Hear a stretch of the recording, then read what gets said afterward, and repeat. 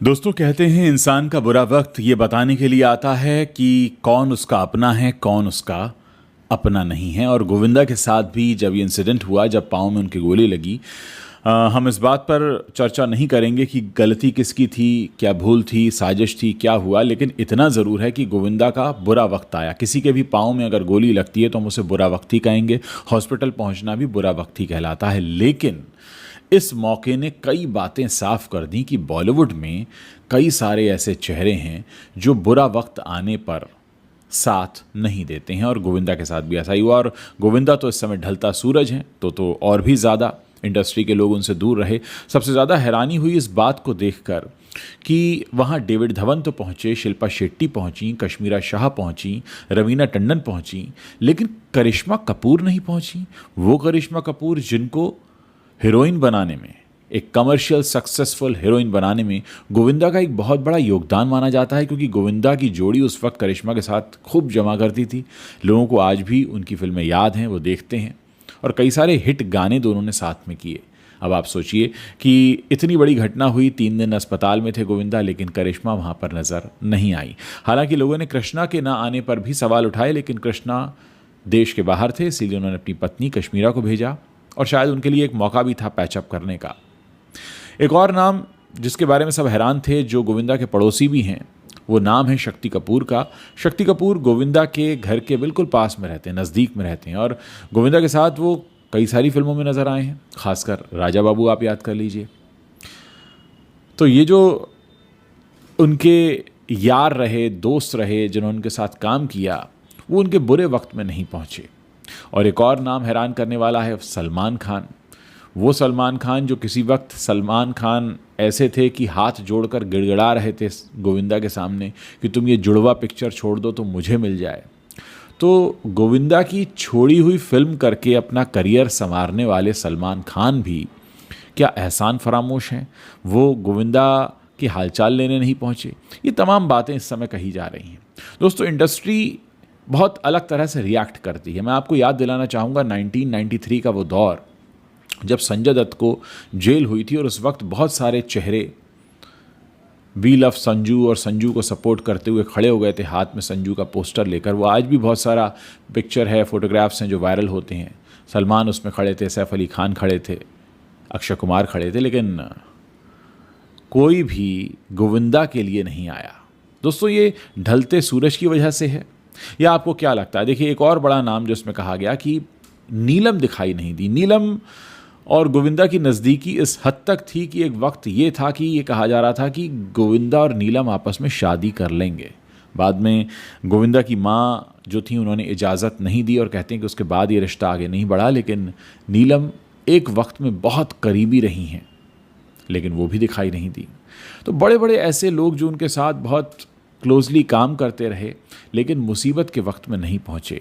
दोस्तों, ये सारी बातें मैं आपको ये बताने के लिए कर रहा हूँ कि फ़िल्म इंडस्ट्री जो इतनी चमकीली दिखती है, जो इतना ग्लैमर दिखता है, जो सब कुछ इतना गुडी गुडी दिखता है, वो असल में ऐसा है नहीं।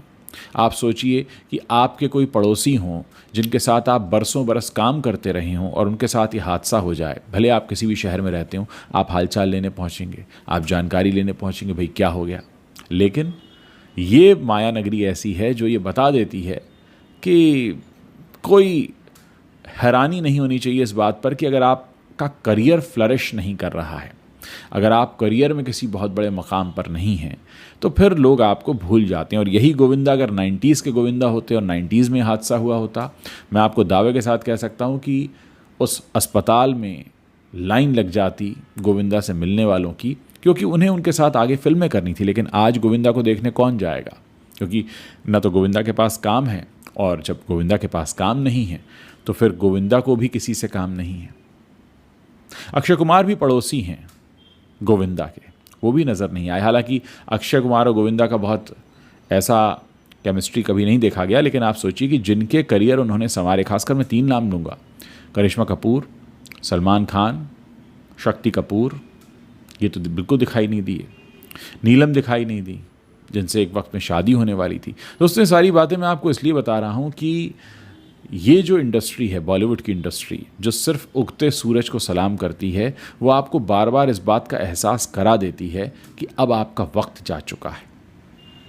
ऐसे में आप लोग अगर फिल्म स्टार्स को देखकर रिश्ते निभाने की बात करते हैं या फिल्मों को देखकर रिश्ते निभाने की बात करते हैं तो ज़रा इधर भी झांक लीजिए कि असल ज़िंदगी में जब ऐसे मौके आते हैं तो ये लोग नदारद हो जाते हैं, दिखाई ही नहीं देते हैं। डेविड धवन पहुँचे, शिल्पा शेट्टी पहुँची, रवीना टंडन पहुँची, लेकिन एक जो बात है कि लाइन लग जाती, रानी मुखर्जी नज़र नहीं आई।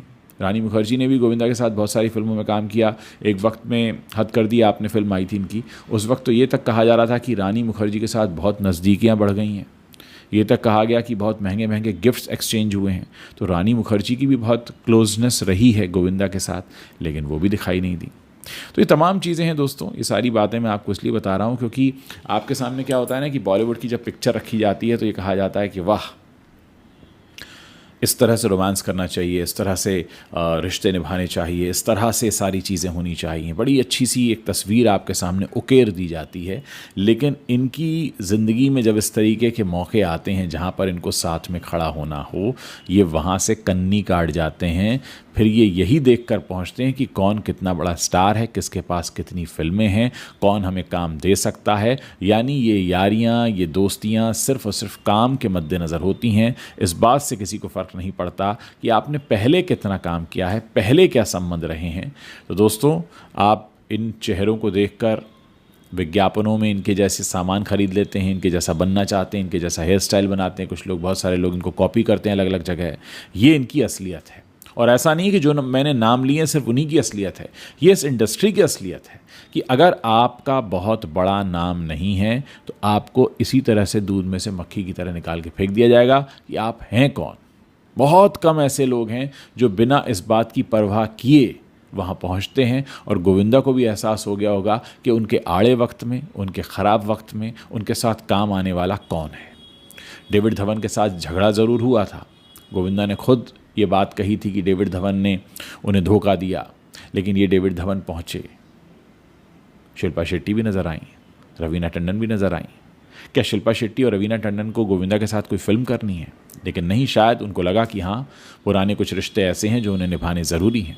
दोस्तों, मैंने हमेशा कहा है कि जब भी कोई वक्त आता है अच्छा और बुरा, आपको ये बताने के लिए आता है कि आपके साथ कौन खड़ा है।